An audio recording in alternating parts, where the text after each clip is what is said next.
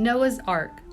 A long time passed. People were born, they had children, they passed away, and all the time things were going from bad to worse in God's world. People fought one another, they hated and hurt one another, they did not care about God or the way He wanted them to live. No one listened to Him anymore, and God began to be sorry He had ever made mad. There was only one thing to do. He must make a fresh start with new people. Sadly, He decided to destroy every living creature on the earth, and He decided to send a great flood. But there was one good man who lived as God's friend. His name was Noah. God talked to Noah about the flood and explained His plan. He wanted to save Noah and his family. God told Noah to build a great boat. It must be big enough for Noah and his wife, their 3 sons, Ham, Shem, and Japheth, with their wives, and 2 of every kind of animal and bird. And there had to be room to store food to feed them all for a very long time. Noah listened carefully and did exactly as God said. People came to watch him work on the boat. It was a long job. Every day when they asked him what he was doing, he told them what God had said about the flood. But they took no notice. They thought Noah was crazy. He must be. Fancy building a boat on dry land, miles from a river or sea. But Noah did not let them stop him. He got on with the work, and at last the boat was finished. Then the rain came.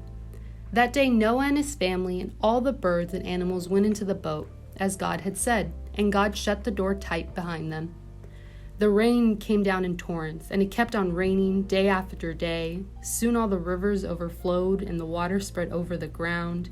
It reached the boat, it swirled around, growing deeper and deeper. Then it lifted the boat, and Noah and all his family were afloat. Still, the rain came, and the water rose and rose until everything was covered. Nothing survived. Not even the tops of the mountains could be seen. Noah and his family and the animals with them in the boat were the only ones left alive. It was an empty, lonely world. At last the rain stopped. Slowly, the water began to go down, until the boat came to rest among the mountains. Noah wanted to find out if the earth was dry enough for everyone to leave the boat, so he opened a window and let out a raven. When the raven did not come back, Noah let out a dove, but it was not yet dry enough for the dove, so she flew back, and Noah let her in again. The next time the dove flew out, she brought back a fresh green leaf from an olive tree. Then Noah knew that the earth was nearly dry. The 3rd time the dove flew out, she did not return. Soon Noah could see the dry land for himself. Then God told Noah it was time for them all to leave the boat and make a fresh start in the clean new world. What an exciting day that was! Animals and people tumbled over one another in the rush to get out of the boat and stand on dry land again. Noah and his family laughed and shouted and ran about. Then they thanked God for keeping them safe. They built up a heap of big stones and put wood on top to make an altar where they could roast meat as a special thank you present to God.